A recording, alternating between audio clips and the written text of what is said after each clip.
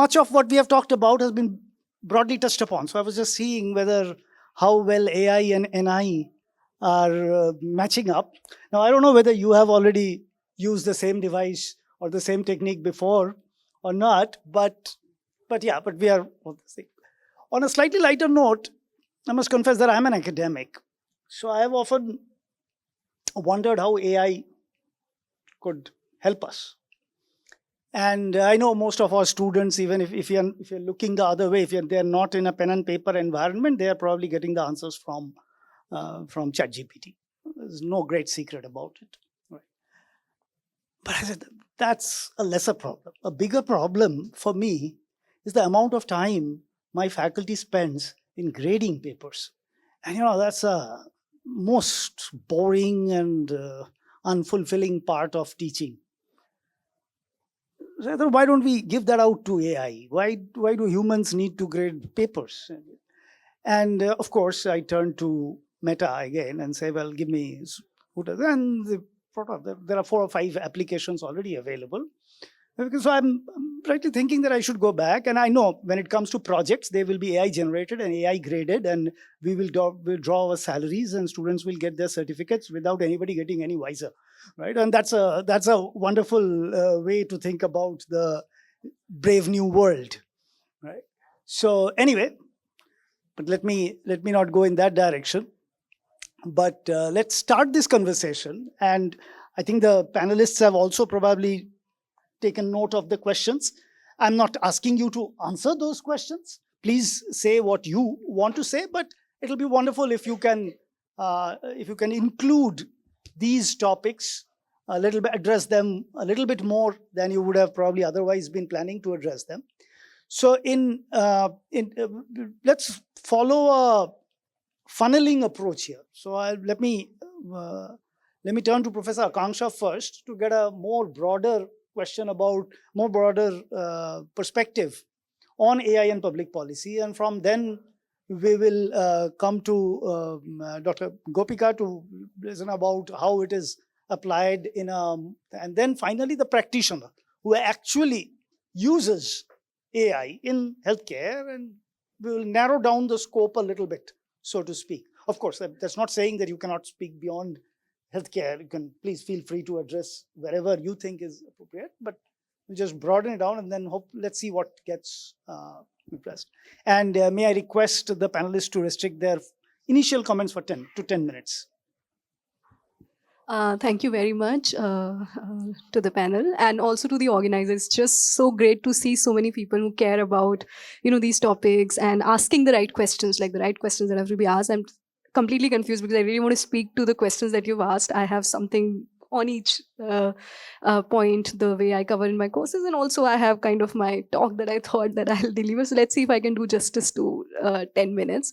Probably let me start with the questions, because then it's more interesting the way you see it. The first question that started with what happens to jobs.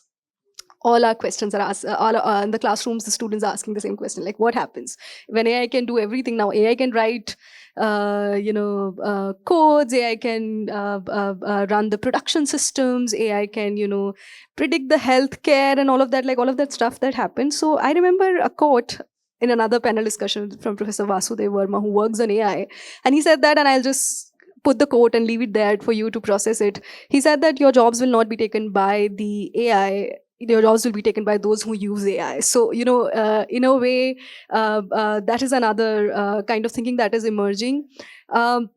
About the tech policy and regulations, that how will they affect the particular sector? Yes, that's very, very important.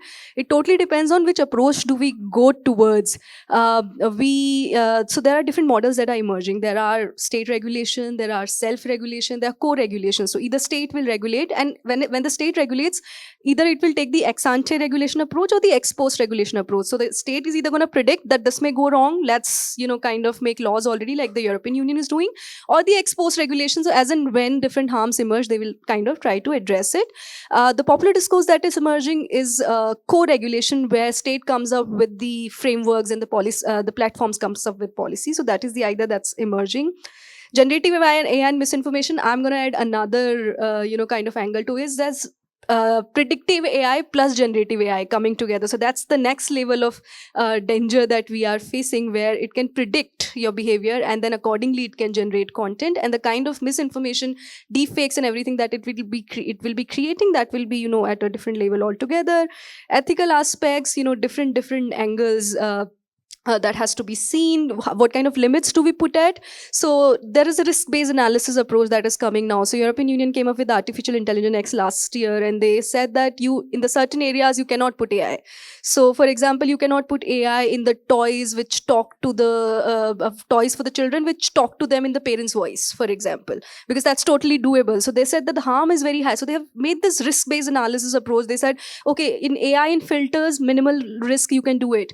There are high risk areas, for example, your job applications being sorted by AI, your loan applications being sorted by AI, your asylum seeking applications, for example, because there's a lot of AI that's being used in your asylum applications now.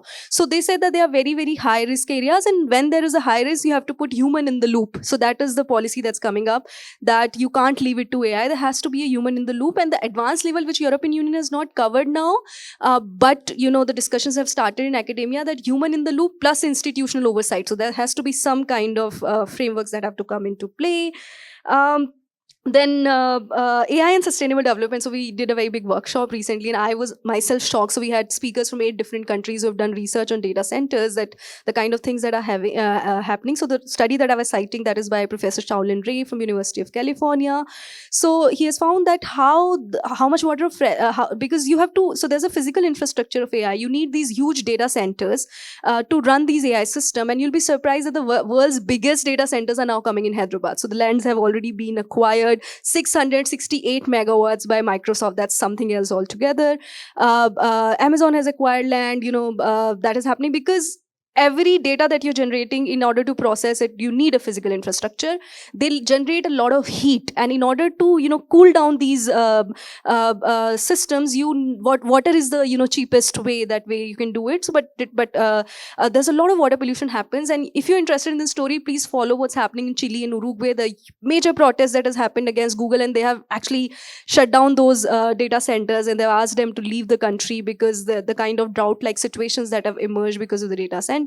So that is the environmental cost. And in fact, one of the speaker spoke about how in 2 years, 1/3 of Ireland's energy will be consumed by data centers. So it is that, you know, level of thing, and how you are. So they talked about capitalism within this also, that how you're controlling the energy networks already, that so that you can have these data centers and no one can still have it. So and another interesting thing, so there are different states, and you were highlighting these states.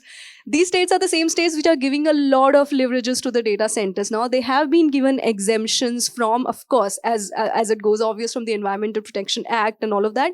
But they've also been given exemption from, like one of the speaker, Pradeep Thomas, who was talking about it. He said that they have been given exemption from, let's say, Minimum Wages Act, Maternity Leave Act. You know, all of these in order to attract data center, because that's where the economy is, and it is then the bigger player in the market. They want to, you know, kind of capture it as early as possible. So whatever time you're spending on Instagram, there is a data center which is working on it. Like there is a physical infrastructure which goes beyond our imagination. We think that AI works something in cloud, okay, something that is happening. That's a software, but no, there is a hardware and there is a environmental cost to it. So there are several studies that have happened. In South Africa, we had Professor Lisa who spoke about it, how the kind of effect data centers are creating. One more thing all the speakers highlighted, which was a theme of our workshop also, that so how energy efficient you are. So you will see the speakers came up with the data that if you're having these data centers in, let's say, Ireland and Sweden and all of these countries, so you're keeping the pollution levels to as low as 5% or something like that, which goes up to 85% in the global south when you're putting up the same thing. So it is also another level of capitalism and colonialism coming together in order to exploit whatever, you know, we call resources here in this kind of system. So yeah, I think I have kind of addressed most of the question if I've written them down. So if I have another 3-4 minutes, can I go back to yeah.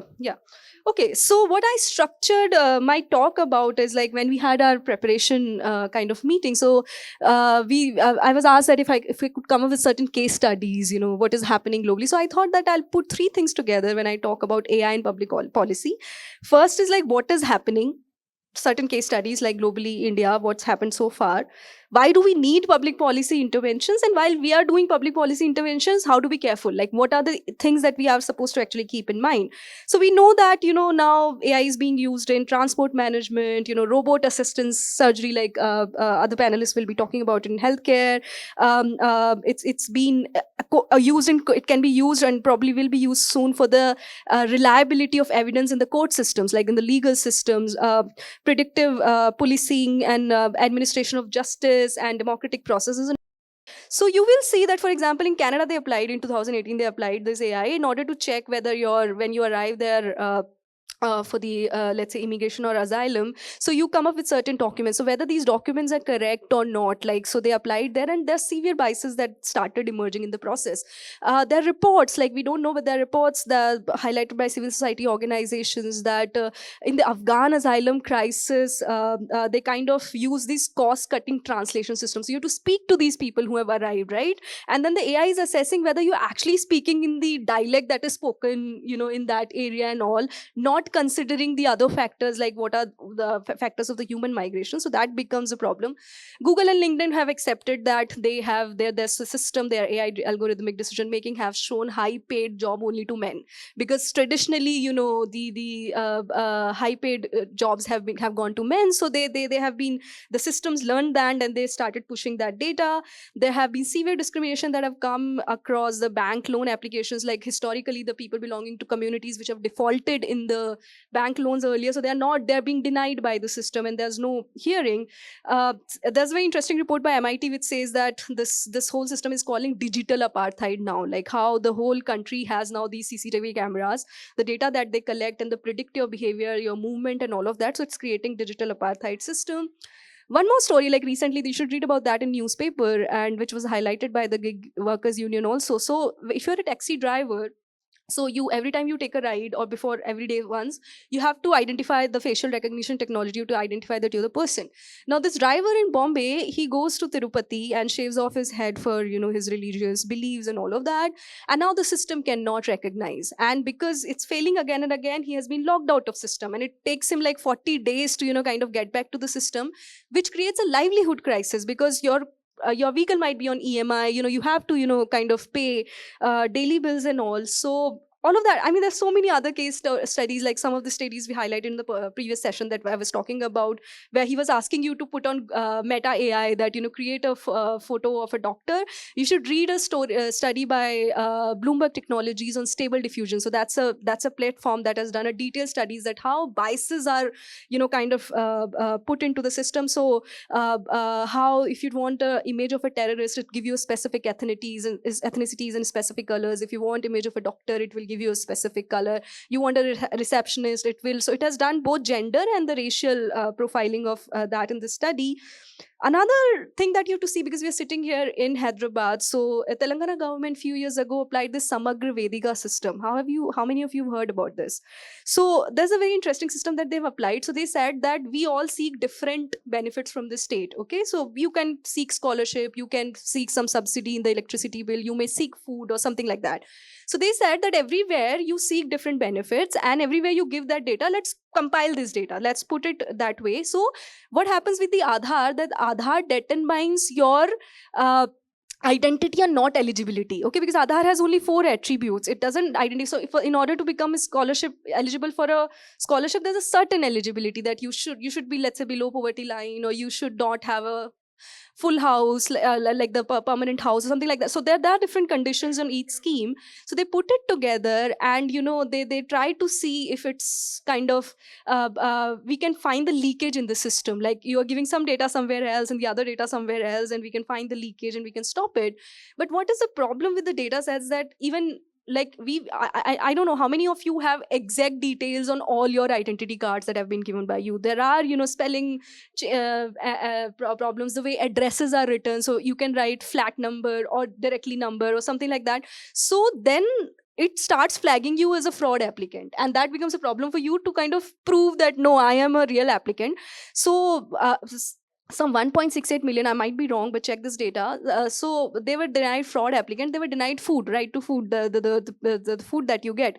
It goes to the Supreme Court, and then the Supreme Court orders manual verification of all the applications, and they started doing it, and they've already been out of like I think 10% applications have been processed already, which was the last report last year. We don't have the exact data. There's 7% errors that are already occurring, and we are talking about a country of 1.6 billion people. 7% is a huge kind of number if people start getting affected from the system. So this is the context that we are talking about. Delhi police has accepted that they've been using facial recognition technology in their CCTV system with 80% accuracy. Okay, now the accuracy depends on the light conditions, distance, angle, and all of that. But if your face matches with someone who's a potential, kind of the police is looking for, then it's a trouble for you, because the onus comes on you to kind of prove that you are not the person. So these are the contexts that we are talking about. Now, very quickly, where do we need to be like?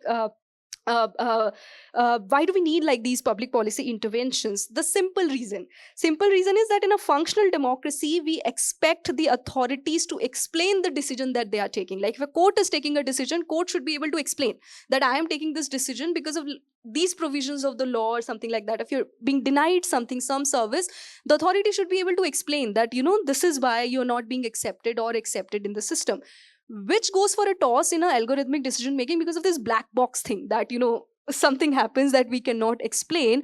And even if kind of you put human in the loop here, the various research studies have found that the person who's taking the decision tends to trust the algorithms more than the person that is standing. So there are ethnographic studies that have happened, and that creates a lot of trouble here. Another thing that is happening here is that the public policy approach is emerging that if the stakes are low, you can kind of leave it and the systems can develop on their own. But if the stakes are high, the state has to intervene right now and do something.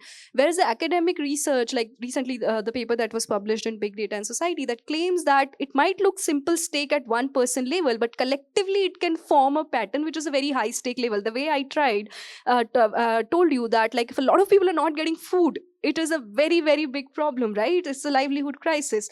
So these are the things that we have to see, in this course. I also wanted to cover like where do we need to be careful, but I think I've taken a lot of time, so probably in the questions I'll talk about. Yeah. I like to view this from the viewpoint of an AI developer. So I like to bring perspectives in terms of deployment of these solutions and how public policy plays a role in it. So let's start from the very core of any AI system, the data. The data in a usual research setting, the kind of data that we get is totally clean, free of bias, no sensitive information. But in real world, this is much more complex. The data is unstructured, noisy, and laden with personal sensitive information.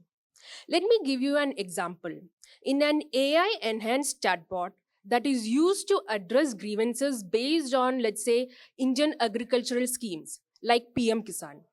So this component or this system has multiple components where you can ask for sensitive data, and also you are just addressing the queries related to these schemes.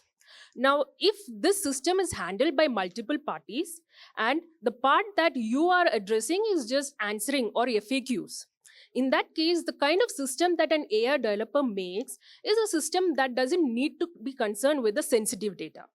Okay, and you can use those open source chat GPTs, llamas, and all those kind of models to enhance the performance, and hence you can have a really good performance system. Now, once you integrate this into the complete workflow, then you actually see the problem that will arise. For, let's say, the farmer has actually utilized this chatbot to assert information related to a grievance with respect to payment. So the farmer is aware that after a couple of questions, his Aadhaar number or account details will be asked. But what the farmer doesn't realize is when you're asking these account details and the Aadhaar numbers, and another AI tool is in place, not the original chatbot. Without realizing this, a third time when a farmer actually utilizes the system, the farmer will say, my Aadhaar number is XYZ and my account number is ABC. I have not received the benefit for the month of November. Now, the front end chatbot is not meant to accept sensitive data. But in reality, on the ground, what happens is the farmer gives you the sensitive data. So this actually forces you to redo the whole chatbot to ensure that we are dealing or able to handle sensitive data, and we cannot use the open source models. So this is where we need to realize that what we actually think in an ideal setting, when you actually deploy, that is not the case. There's a lot of challenges that comes into play. And like what she explained, the usual data that we obtain in the real world is highly biased in terms of gender or in terms of minority classes. A couple of examples, I think she has already given one example. I'll just give a couple of examples. One example would be where an AI-enhanced system is trying to identify high dropout rates in schools. So historically, the historical data shows that high dropout rates is among the female students. And if the model is trained on this, then it disproportionately targets the female students. Now, the after effect of this target, it needn't be as high stake as what is expected in the healthcare. For example, maybe the faculties will be alerted to give more attention, maybe to provide more resources to ensure that they are not falling behind. But if in a scenario where the AI model is assessing a new startup with respect to an investment opportunity, over there, because of the historical data, male-led startups would be having a higher advantage than the female-led startup. Now, this is causing harm. And this is not just a technical problem, it's both ethical and social issues that causes real-world problems. Now, let's say with respect to economic constraints also, you can actually skew up the way the AI model works. For example, an AI-enhanced chatbot that provides you with the best kind of seeds, best kind of fertilizers, best kind of pesticides that needs to be used by a farmer. Now, these best kinds of products might be very expensive and out of reach for the farmer. So the farmer ignores the advice. Over time, if the chatbot continues to give such kind of advices where it's beyond the reach of the farmer is going to totally abandon the system. So this highlights the need for having a user-centered AI solution that takes into account the realities, both economic and regional realities of the user that they serve. Now, coming to the sensitive data. At present, most of the AI systems are dealing with sensitive data, whether it be the student data, the patient data, farmer data. So we need to ensure that all the PII data are handled responsibly in an ethical and legal, including an ethical and legal standards. And this is the obligation of not just the AI developer, but the stakeholders like the government. Now, in terms of accountability, I think she has already talked about the transparency of the AI solutions. And I totally agree that we do require transparency in order to build trust. So the effectiveness of an AI solution relies on building trust in the AI system. If the AI chatbot provides any advisories, it needs to say why exactly did it say to pick this particular pesticide at this particular dosage. So this helps to build trust. In another example, let's say oral reading fluency assessment example, where the children are given a passage to read and then assessment or fluency score is given.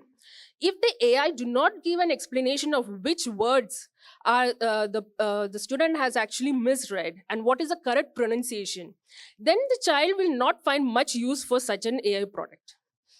Thus, we need to ensure that there is transparency and which is key essentially in building trust. Now, having a transparency, this is one point that I would like to disagree with what she had said. It's not easy to provide transparency to all the solutions. From an AI developer perspective, let me give an example. If you have a screening tool, a TB screening tool based on cough, and you present this to a healthcare professional, the first reaction will be they'll be skeptical. How can you identify TB with just cough? I mean, we are not able to do it. So how can a machine be able to do it? But on deployment of these solutions, it has been found to be effective in capturing at least 14% more TB cases than what was usually captured in a traditional setting. But the catch is that we are unable to exactly pinpoint the location or where exactly in the cough is the characteristics of TB. Now, the question comes, should we be very stringent and just go ahead and not use the screening tool? After all, it's just a screening tool, not a diagnostic tool. The difference being that even if you are screened having presumptive TB, you still have to undergo the diagnostic test, which is just an X-ray test or a sputum test before you are diagnosed with TB and having the medicine. So you need to actually see whether the benefits outweigh the need for having transparency or not. So this is one example. The another part is having a human in the loop, which has been already covered. Inclusion of human in the loop will include accountability and also mitigate the risk. Now, let's take the same case of a TB screening tool. We have the traditional method of symptomatic screening. Our AI tool also flags the people who are presumptive cases. What if the person who is screening, let's see whether it be an ASHA worker or healthcare workers, looks at the scenario in which the person is living, the condition in which the person is living. That kind of information cannot be incorporated into an AI system. Obviously, the AI system will not know that. So based on these scenarios, if the person feels that there is a requirement that maybe you need to get these people tested, then having a human in the loop helps them to flag these people as well.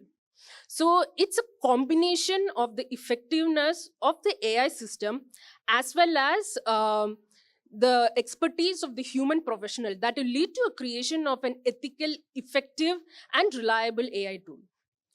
Now, most of these problems, while we are tackling, we need to ensure that AI system is regulated.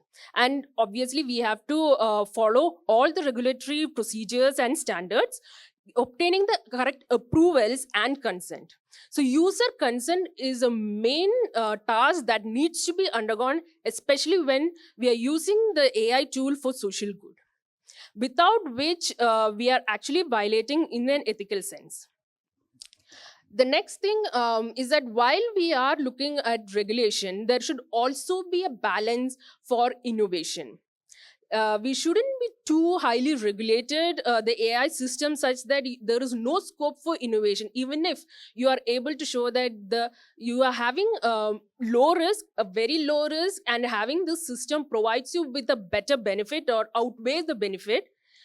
Yet, if you're mandated to go under these kind of regulatory concerns, and because of which you're not able to deploy the model, then it creates a constraint in case of fostering innovation. So finally, while deploying these model at large, we must take into consider the needs of the user, whether be the school's children in classes or the farmers in rural areas or patients in rural healthcare facilities. Understanding this, understanding their realities, concerns, and constraints will help us to address the problems and make an AI system that tackles that specific pain point, rather than creating an AI system expecting it to work on the field. So you really need to have a knowledge of where exactly is the pain point of your user, understand the behavior of the user, their technical knowledge, their ability to handle the digital system. So that understanding is paramount while deploying any kind of an AI system.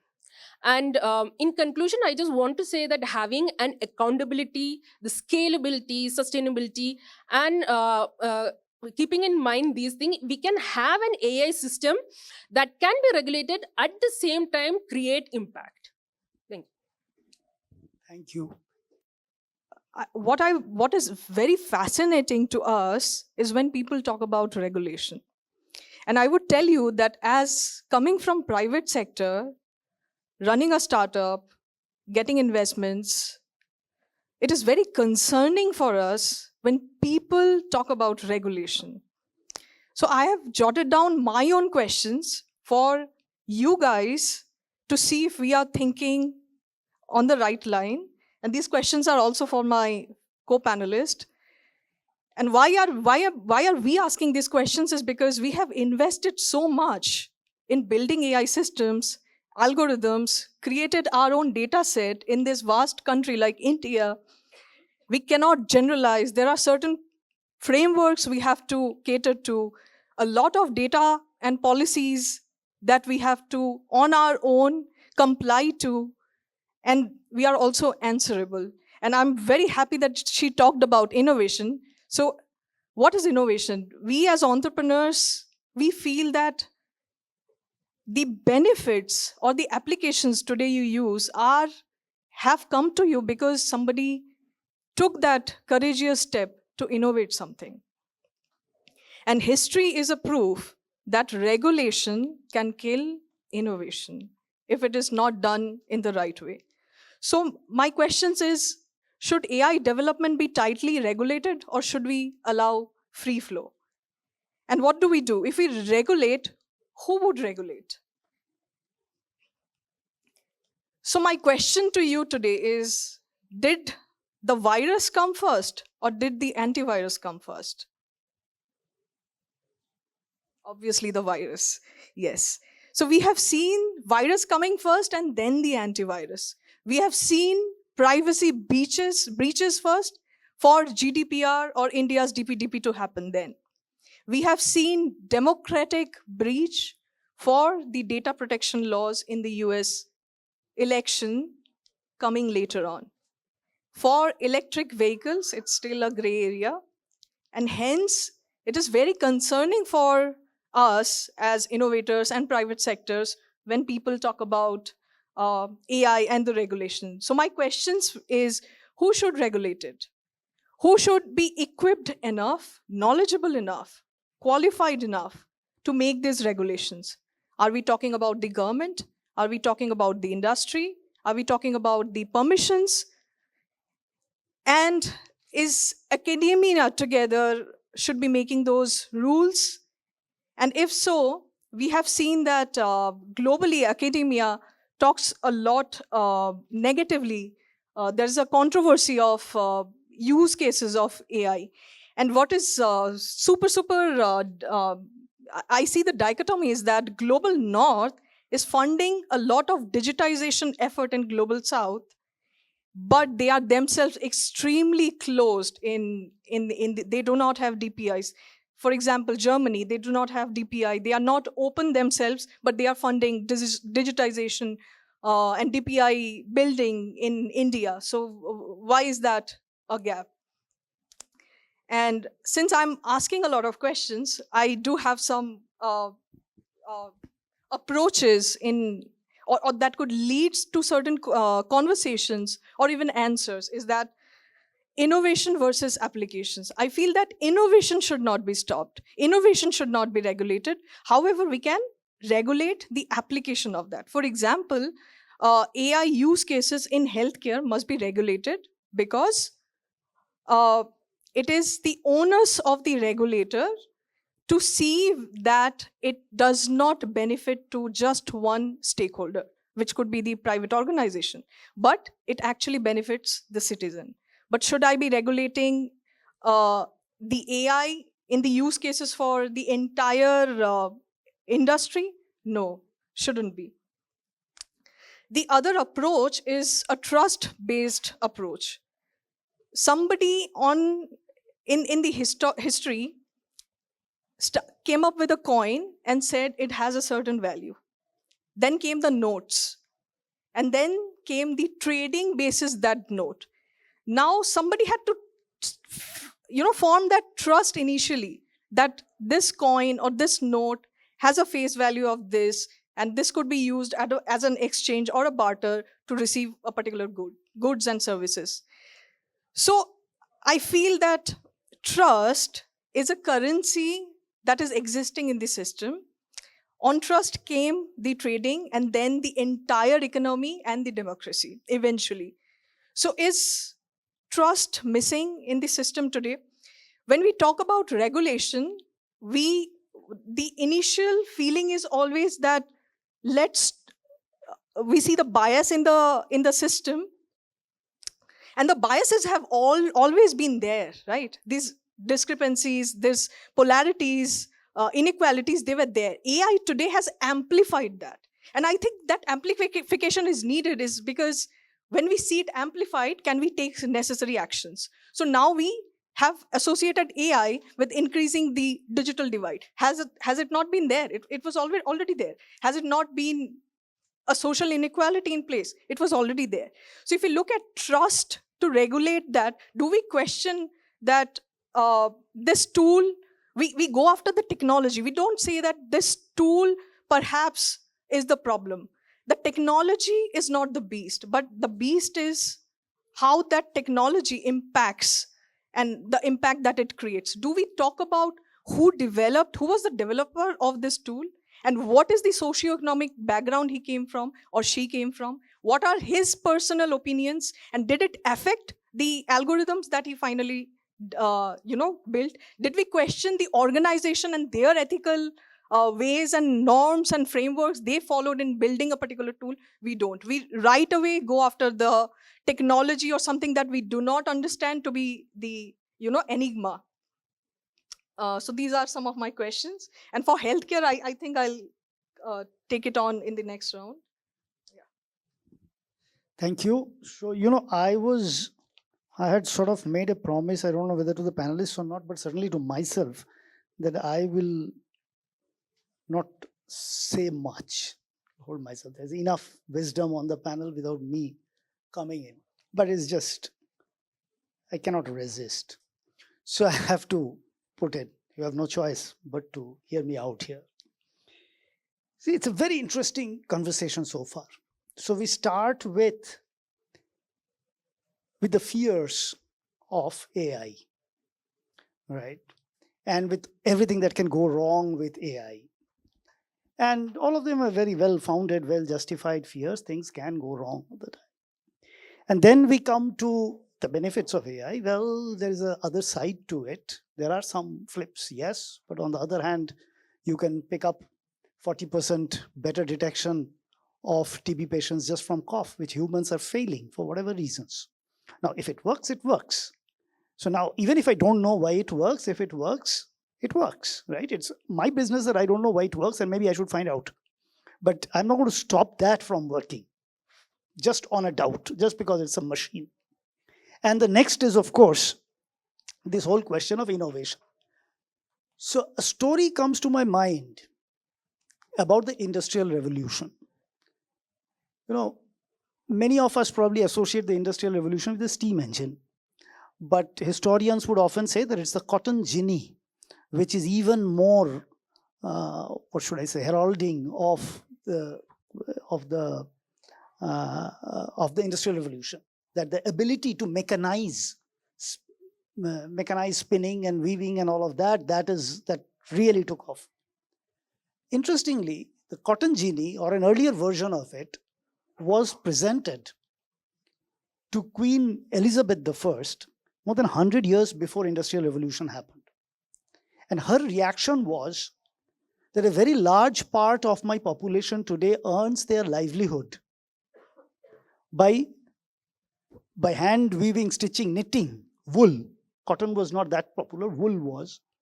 And if you put this machine there, you will put 60% of my population out of work. I'm not going to do it. Right? Now, 100 years later, that cotton ginny came. And all those hand weaving business went out of the market. Some new professions came in. And I think there will be very few people alive in the planet today who would say that the Industrial Revolution was net a bad thing. Right? See, human beings have never historically been able to imagine a future that is much different from what we have experienced. In my mind, I can tell you this. Whatever we put on imagination is nothing but a function of experience. A person who has had a much greater experience will be able to imagine far more.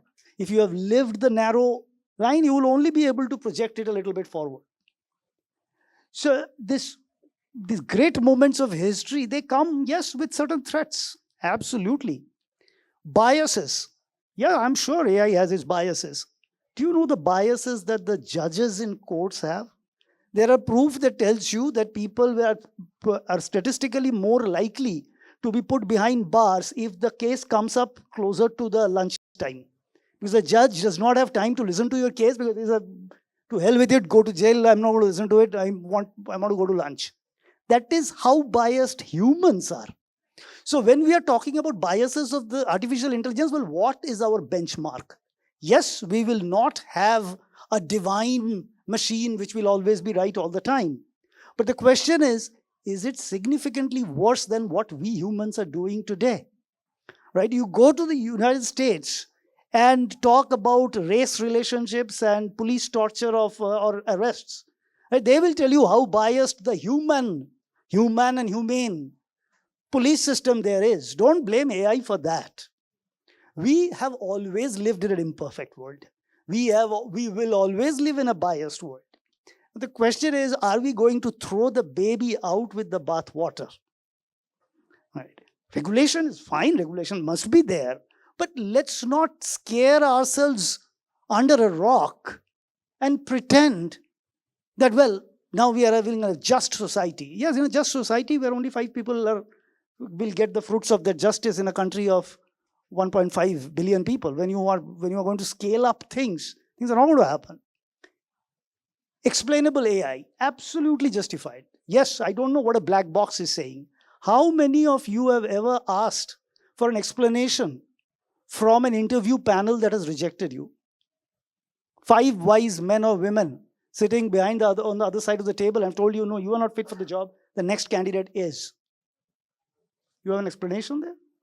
Exactly on what point did I miss? Why is person X suited and not person Y? When we don't want to pin responsibility of a decision on an individual, what do? We constitute a committee. Right? That's why committees are made. All major decisions are made by committees because, well, nobody's responsible. The 5 people got there together and they had tea and coffee and they somehow collectively came up with a greater decision than the individual could, presumably. I'm not saying this to downplay the downsides of it. Yes, very critical. But let's compare apples to apples, right? Let's compare with the current world, the reality that we are in. We don't live in an unbiased world today, right? So anyway, going back to the subject of the panel, the question is how to design policy for better AI. And I think I will do the next round of probably 1-minute questions before I again go back to the audience. But my question here is the answer to AI or the challenges of AI more AI or less AI? Of course, we're trying to do it to better AI. But better AI probably will not come from lesser AI. If anything, better AI will probably come from more AI. If you have a problem that if you think that the algorithm is not taking care of a few more things, well, the answer is not shutting down the algorithm. The answer is supplementing that algorithm with those other things which you think are getting missed. Right? But I'd love to hear the reaction of panelists to this thought. Government of India is like very serious towards eradicating TB, and for that they are giving free medicines to the people, especially that they're not working. So what's going wrong? And they realize that we are just giving the medicines to the people who can't afford nutrition, and without nutrition the medicines are not going to work. Okay, so there is a gap that is emerged. So studies prove if you give the medicines these many doses a day, your conditions will improve or something like that. So having a regulation is important, but at the same time, similar to what we had discussed earlier, if we are having an added benefit compared to the amount of harm that it could cause, then would you prefer to just stop the AI system, or would you prefer to just stick to the AI system even if it's not regulated? So that is a question, and that's a debatable point to see what is the actual balance to strike between the regulation as well as fostering upcoming new AI system. Now, we did talk about AI taking job opportunities away. Now, one thing we have to understand is AI systems are not meant to replace humans. It's more like aid or make their work easier. For example, if you have, let's say, MedPalm is one of the medical open AI tool, and you're using MedPalm to identify any abnormalities in your X-rays, it doesn't mean that you're actually replacing your doctor, but rather this medpalm can be useful to a doctor to identify, for example, some abnormalities that were not easily visible, or it's just a starting of an abnormality that cannot be identified initially. So the way AI is used is not replace but more like aid in the workflow of doctor, not be a replacement. So that is one. The second thing is in terms of data set, she had talked about having data set that we collect a data set from a certain geographies or location, and we build the model, and then we are actually deploying it in a different setting. There are two aspects to it. Yes, the first thing is we need to, if we are targeting a model for a specific geography, specific disease, specific set of people with a requirement, we do require the data from that category. But what if, for example, the TB prevalence is 0.3%? So if you want to create a proper screening tool or diagnostic tool, you require a lot of data, like thousands of data. And if it is only 0.3%, if you screen 1 lakh people, you barely get 200 cases. So which means there's a lot of cost if you're actually going into a general population. In that scenario, what is the alternative? You can take these data from a TB facility, you can create a screening tool. Now you utilize the screening tool in the mass population of migrants or homeless people, and then once we have these in deployment, you start collecting data with having consent, and then you can retrain the model. So the idea is, if we have a constraint that we are not able to get data from a specific use case or specific region that you are supposed to deploy, it doesn't mean that you just wait and spend a lot of money in collecting such data. Because if you try to screen like around 1 crore rupees, 1 crore subjects, then it's going to cost $1 million, because all these screening tools, they need to undergo something known as a CB-NAT, which is very expensive. Per person, it's around 2,000 rupees. And there's a shortage of cartridge also. So we need to understand what exactly is the context and why a certain data has been used for training the model, and why we have not used the specific data. In terms of ownership, there are two categories. The first category is being a private player. You are a for-profit organization, and in that case, you collect the data with the consent. In spite of having the data ownership, there is still an ethical concern that you cannot just freely sell off the data to a third party, because the data is still sensitive data and you need to follow all the regulatory rules. In other cases where you are collecting data with the help of state, then the ownership moves or is the government as the owner of those data, and you don't have any ownership to share or use the data for any other purpose. However, the models and the code bases with respect to that solution belongs to your company. So there is always a clear-cut understanding of whom the data belongs to, whom the model belongs to, and whom the code base belongs to.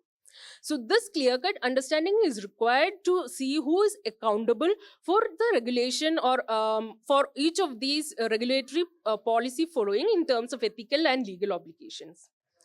And yeah, in general, so having a regulation is a must, but we need to ensure that it's a reasonable enough to have a balance, so that you do regulate the AI from being misused. At the same time, the benefits of having an AI should be leveraged. Yeah. Like to think, why is less, where is less coming from? And while collecting our own data sets to build our applications for public health, we realize that today data is not representative of a lot of areas or sectors. It is not intersectional data is missing. The data does not represent gender. equally or in the right proportion, which it is.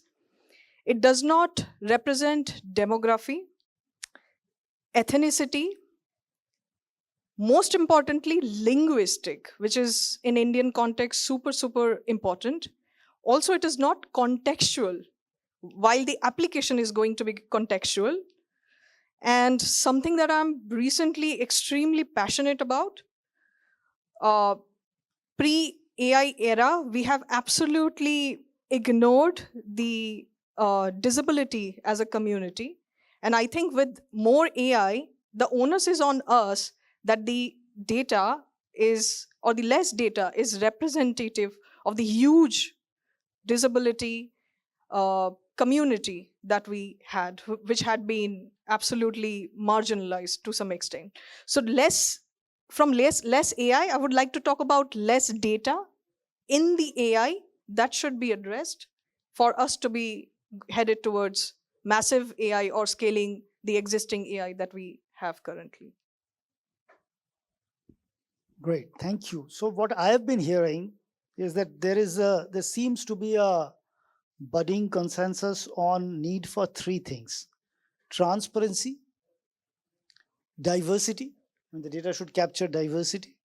And the third thing is clarity on data ownership and consent, obviously.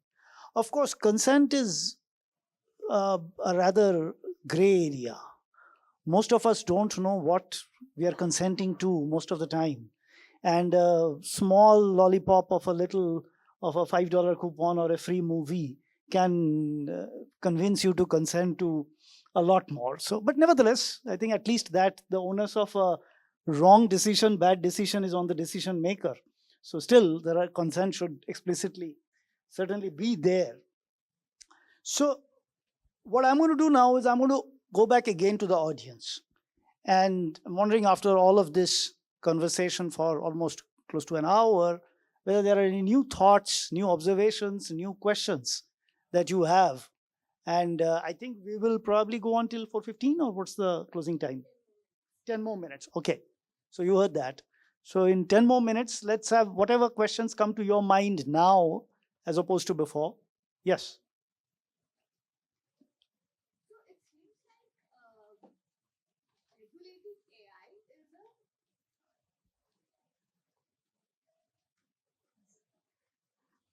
Hello. Am I audible? Yeah. Yeah. So it seems like regulating AI mouse game. So you are all the time trying to keep up with something that AI is breaching, and you need to regulate that. And this doesn't seem to be to me to be a very effective way of regulating something as groundbreaking and world changing as AI. Are there any ideas that you can think of, or ways to regulate AI in a manner that fosters a partnership rather than this cat and mouse game of chasing something that has been breached and that needs to be repaired? That's one question. I had another question, and that was relating to consent. And I think Professor Chakrabarti kind of touched upon that point, that we very blithely say that we need to have consent before we can use data for anything, or in AI models. Now, consent is, for people like us who are well educated, who can read things. We don't read most of the forms that were put before us, and we just sign blindly. How are we expecting to take informed consent, which is what I think we are all talking about, right? From people who are belonging to marginalized communities, who may not be highly literate, who may not have the knowledge to understand how this data is going to be used. So what steps can be taken to ensure that the consent being taken from these population is actually informed?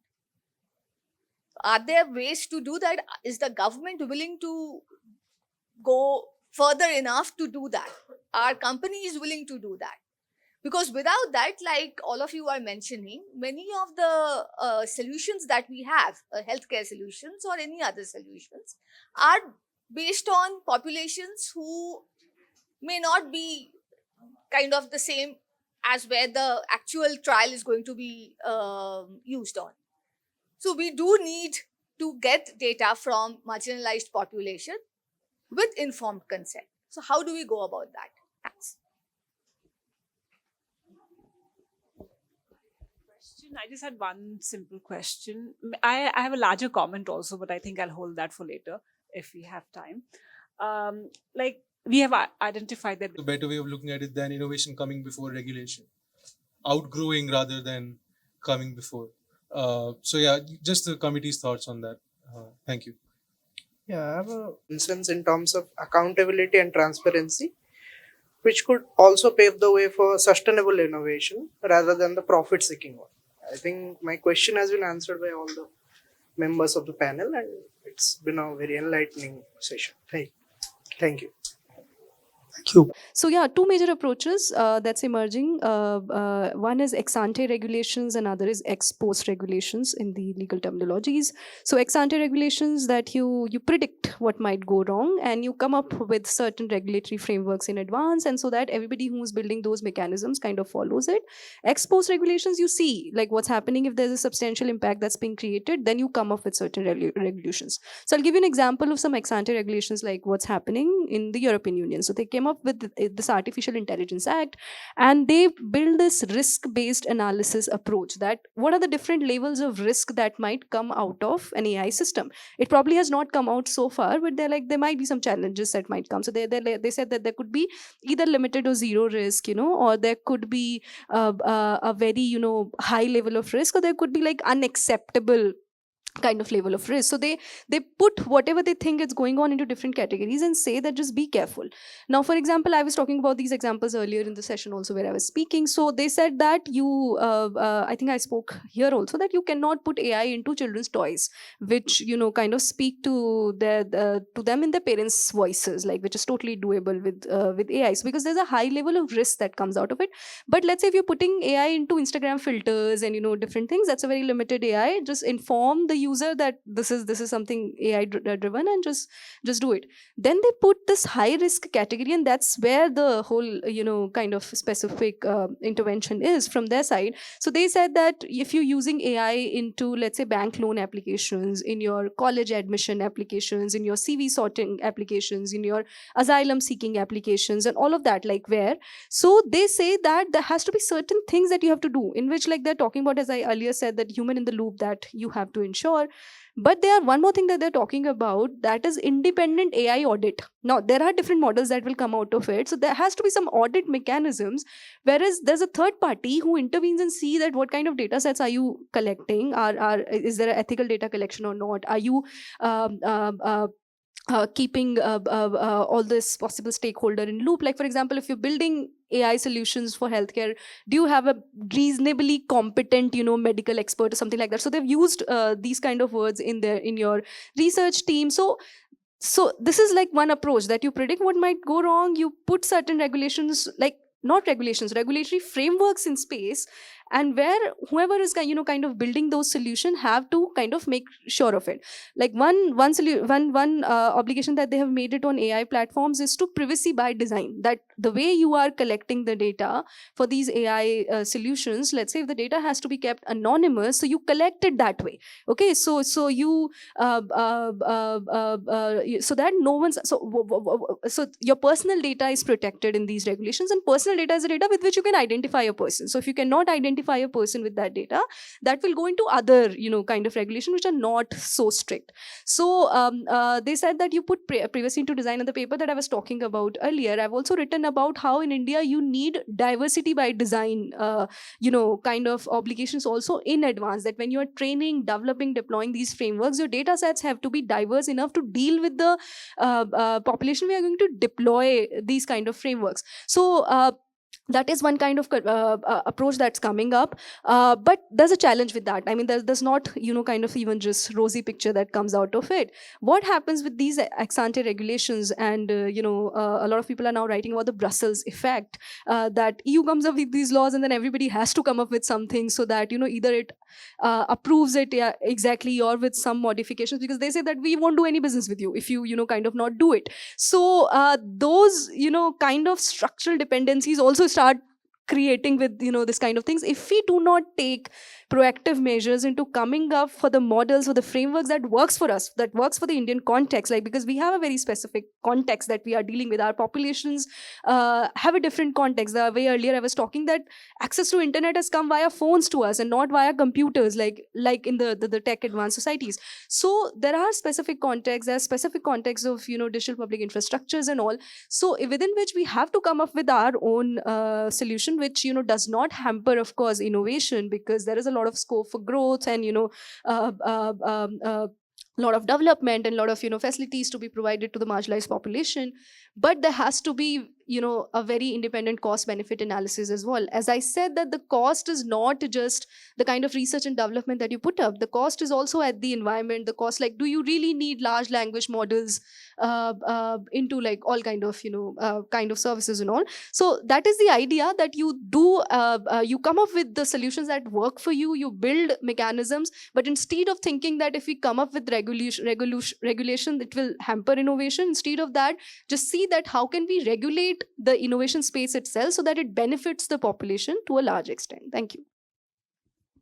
So to add to that, the way we can actually see what regulation works for what solution, you need a proper collaboration with the authorities, the government, the AI developer who is developing that particular solution, and the end user who will be using the solution. So the end user needs to have a clear understanding, like what she mentioned, informed consent. Now, how do we bring about this informed consent to the general population? So one way in which that we are currently doing is we are conducting training workshops. So we create training workshops for these users to make them understand this is the purpose of the AI system, and these are the kind of data that we are collecting, and this is how the data is being stored, and this is how we utilize the data. We ensure that we don't utilize any of those sensitive information, and the end user is well aware of what is collected and what is not collected. So this is one way in which you can ensure that the user is actually giving an informed consent. Now, this is in terms of, let's say, a healthcare professional who is using the app to do a screening of any individuals. Now, how do those individuals get the informed consent? So through these healthcare individuals, as and how when they are screening, they are required to provide full information of what exactly is this data being collected for, and what it will be used, and what kind of data is being collected. Now, in terms of how do we get representative data? So data is a very tricky situation. For instance, you have a lot of data in private sectors, but the private sectors, they have put effort in collecting these data. But if you have this data in a separate scenario, like for example, if the government has access to this data, they could create an AI model which they can give for free. But this will hamper the product that the private sector is actually bringing into place. So it's a balance. If the government has access to the high quality data, the government will give the said product for free to the people, but this will cause a huge loss to the private sector.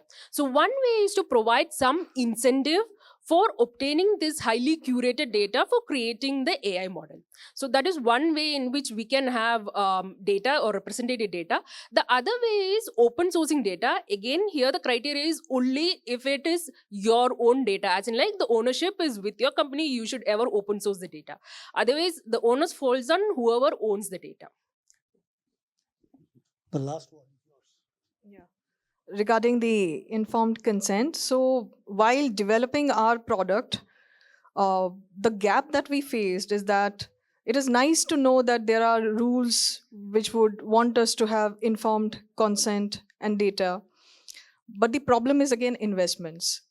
Again, our investment that we make is threatened if certain regulations come into play, or if the government wants it for free because we have collected it from the citizen, and then we have to share what they have said and not. So I felt that if there was a way to share the investments, if there were blended finance into play, which would give us access to already consented data, which she was talking about, and then making use of certain data to develop the tools. And what I also felt is that companies are ready to share benefits of the data. So why would they give informed data? Is that once they are party to the final product and solutions that perhaps they get for free, or if the entire process is co-creational process, I think that makes collection of data or informed data extremely useful. Regarding citizen participation in AI for public policy, again, I'll ask you the question: did you participate in Drug Act of India? Did you like to participate in women's safety and anything that is still not in the process? Did you participate in the taxation laws? So why just AI for public policy? The current procedure is a constitutional procedure, and it takes years from draft to formation of an act. So just writing public policy papers and discussing how can I participate just in AI because it's a hype, I think rather than that, as a citizen, do we make decisions regarding our country in a way to keep it democratic? Are we talking those conversations? Are we participating in elections and showing neutrality? Are we not getting polarized by data that we are already using? So I think the start comes from behavioral changes that we would make today in order for us to, in the future, hopefully participate in public policy, not just for AI, but everything that would benefit us as a win-win-win. Thank you. Great discussion. The only last thing that I would, from what I have learned out of this, if there is a thought that I would like to leave you with, is that the purpose of policy is as much to nurture as to restrain. It has to walk a fine line between the two. Leaning either side can lead to problems, and the problems will be far more aggravated in this new world of AI. Also, as somebody had famously said, well, there is no force stronger than an idea whose time has come. Right? It's almost impossible to think of restraining AI or limiting AI. So let's try to work with it to make it better, rather than try to pin it down. Because in this world, with so many, we may be the third largest country, but we are still one of 200 countries in the planet. Nobody has sovereignty over a massive global developments that are happening. So, like it or not, you have to play the game the way things are moving. Right? Dissociating, becoming a North Korea is not an option. Right? So, but thank you very much. You've been a great audience, and special thanks to the panelists here.